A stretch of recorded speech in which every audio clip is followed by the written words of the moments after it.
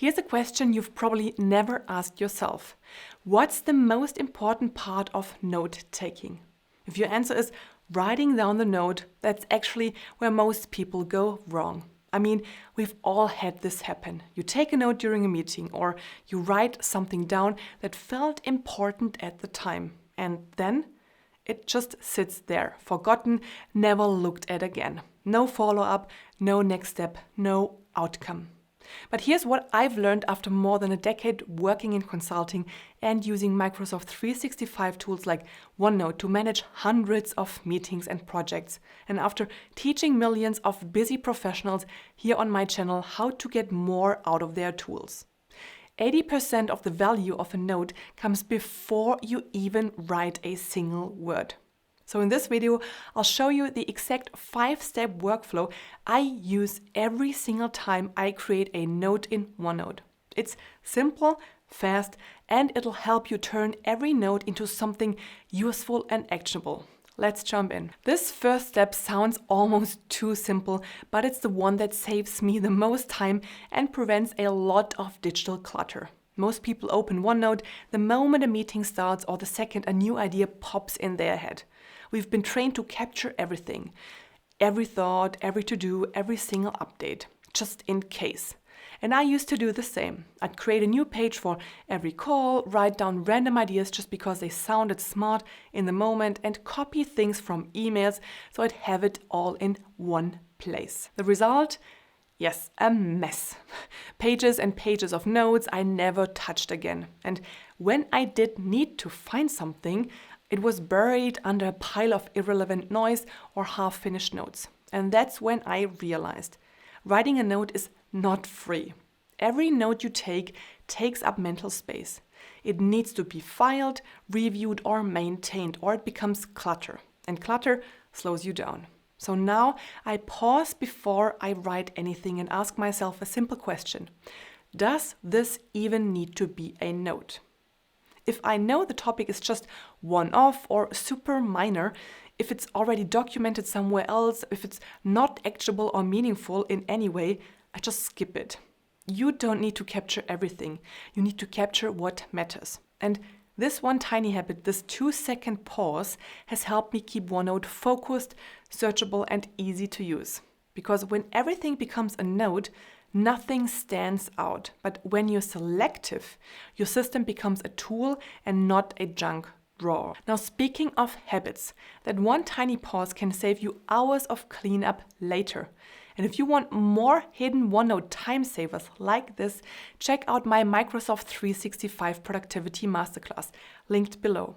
It's full of practical tips to help you use OneNote and other Microsoft productivity tools like Outlook, To-Do, Teams, and more to save time, reduce mental clutter, and get more done. Now, all right, on to step 2. This is the step most people skip entirely. They open OneNote, start typing, and never stop to ask, am I even the right person to write this? Now, here's the thing. When we think of note-taking, we automatically assume we have to be the ones doing it. But just like not everything deserves to become a note, not every note needs to come from you. This used to be me in my very early consulting days in every single meeting. I'd open OneNote, take detailed notes, organize them afterwards, and by the time I was done, someone else had already shared a summary or posted the action items in Teams. I was duplicating work for no real reason. Sure, part of it was me trying to stay on top of things, practicing note-taking and taking ownership.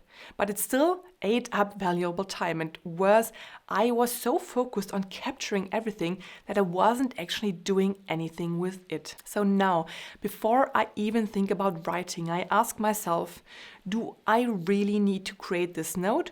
Or is there a faster, smarter way to get it into my system? If it's a meeting, I check whether Teams can record it and auto-generate a transcript. If it's available, I'll either link to it or use it to summarize the discussion, often with the help of Copilot or ChatGPT. If it's a routine update or shared project status, I'll ask a colleague or an intern to send over a quick summary. If I just had a stream of thoughts while walking, I'll dictate a voice memo into OneNote and let the voice-to-text feature transcribe it for me.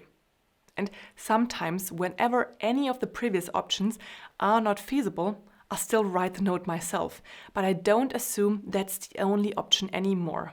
The real value is in capturing and organizing the information, not in personally typing every word. So by letting go of the idea that I have to write every note myself, I've freed up hours every month.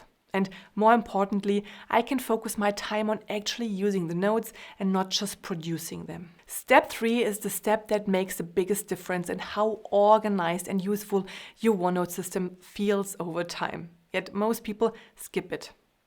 You open OneNote, click Add Page, and just start typing.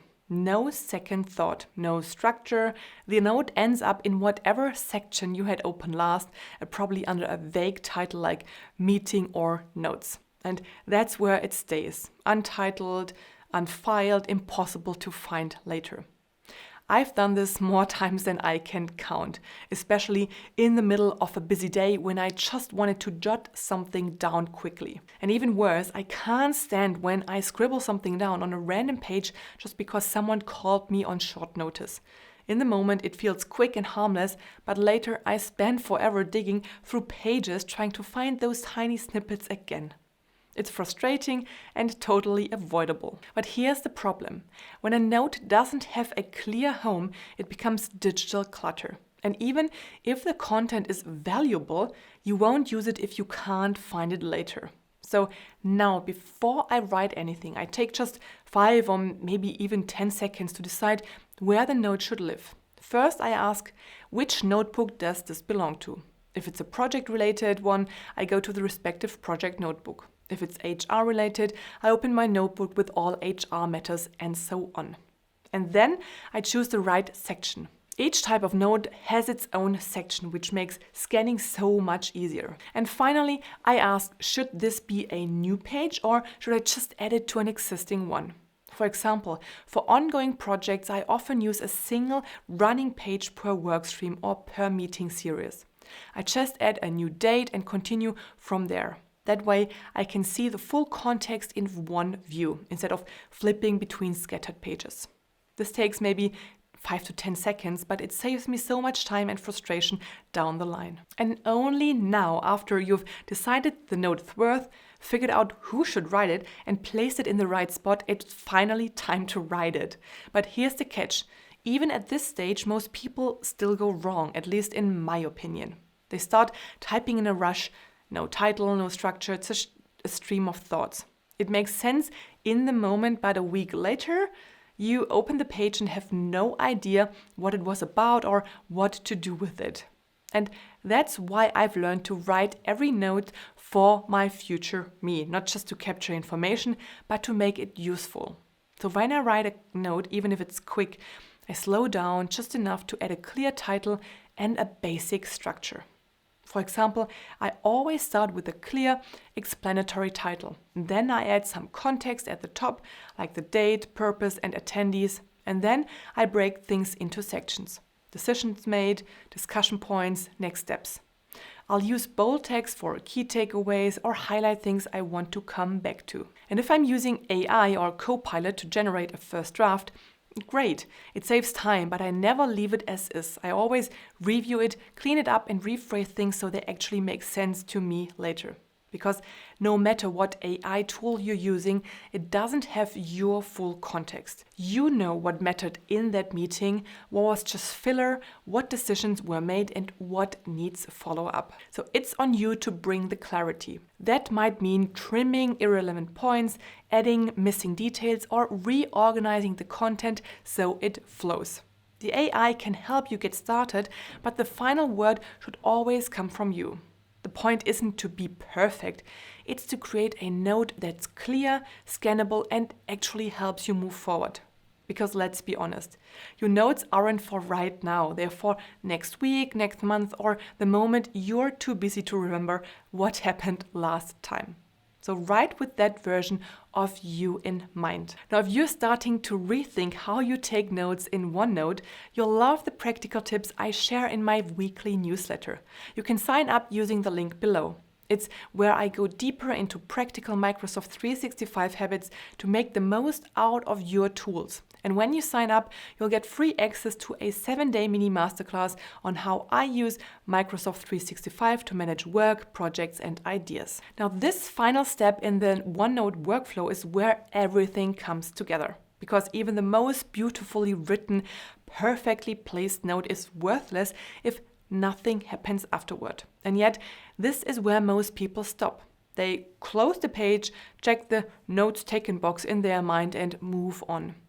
Notes aren't just something to file away and forget. They are there to move things forward. So before you move on to the next thing, ask yourself, what should happen now? If there are tasks, big or small, I create them immediately. I'll use the checkbox tag in OneNote to mark action items as I write, and then I usually turn them into Outlook tasks that sync with Microsoft To Do and Planner. You can turn a line item or a task in OneNote into an Outlook task by highlighting the line or bullet, going to the Home tab and selecting Outlook tasks in the text section. There you can select a due date like today or next week or custom. And this automatically creates a task in Outlook and links it back to the exact note in OneNote, so you can easily jump back to the context when you're ready to take action. If something needs follow-up from a colleague, I move the task forward from To Do or Planner and assign others, assuming they are aware of their action item. If it's something I need to think about more deeply, I'll block time on my calendar to review it so it doesn't get lost. So by now, hopefully you have realized that the real purpose of a note is to help you move forward. It's not about what's written, it's about what you do with it. And as you've seen, there's a lot in OneNote that's simple but incredibly powerful once you start using it intentionally. So if you're ready for more, check out this video next where I share 14 practical OneNote productivity tips you'll wish you knew sooner.